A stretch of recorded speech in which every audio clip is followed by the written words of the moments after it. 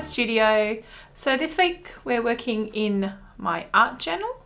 Going to see what happens. I've got a few ideas, but I'm thinking of going for a color that I use a lot, which is black.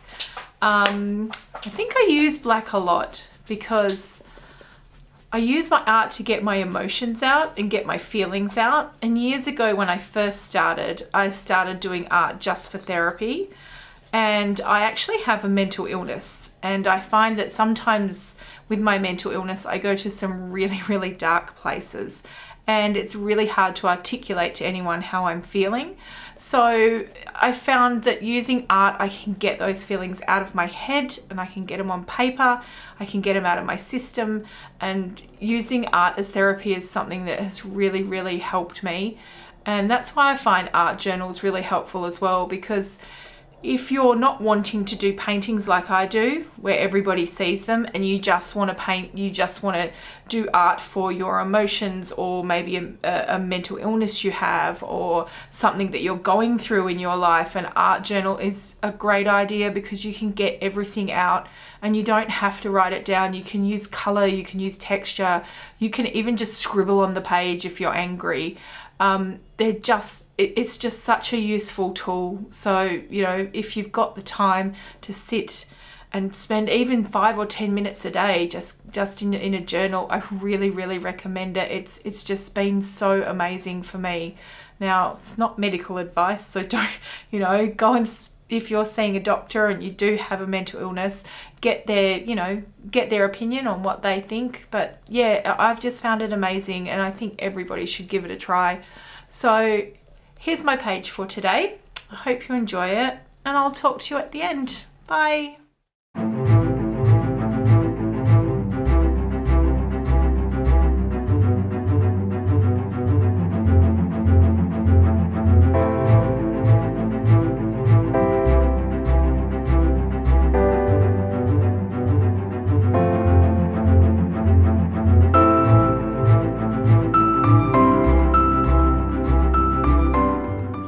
With my art journal pages, I'll have no idea in what direction I'm going, but other times I'll kind of have a plan and a sort of idea where I want the page, what I want the page to kind of look like.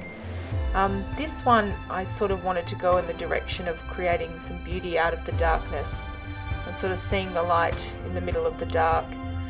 So I used a design that I found on one of those royalty-free pages, the circular design in the center. I didn't draw that myself, I took it from the internet, and then I just used some transfer paper to get it down onto the page.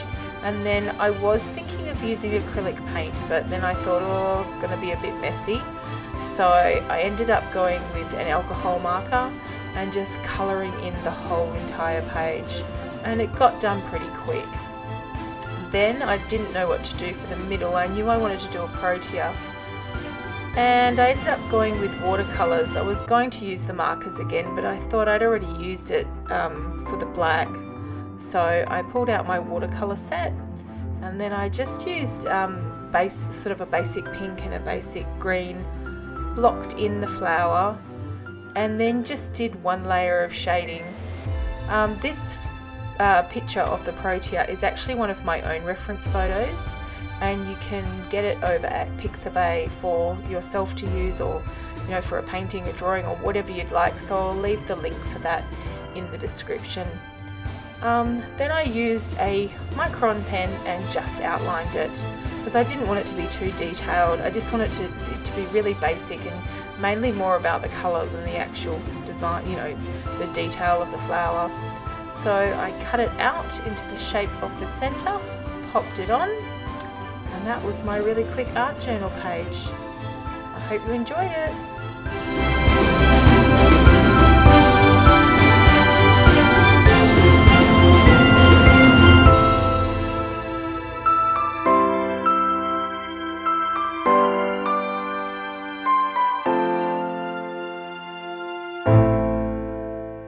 Thanks for joining me today and for watching me create that art journal page. Next week I'm going to have a painting for you guys. It's the one that was on the easel before with the vase and the bird, so I've got that coming up. In the meantime, I have prints available, and you can check out what I'm doing by looking at the links in the description below. It's my website and my Instagram, and all the products that I use today I'll list down below in the description as well. So I hope to see you all next week. Bye!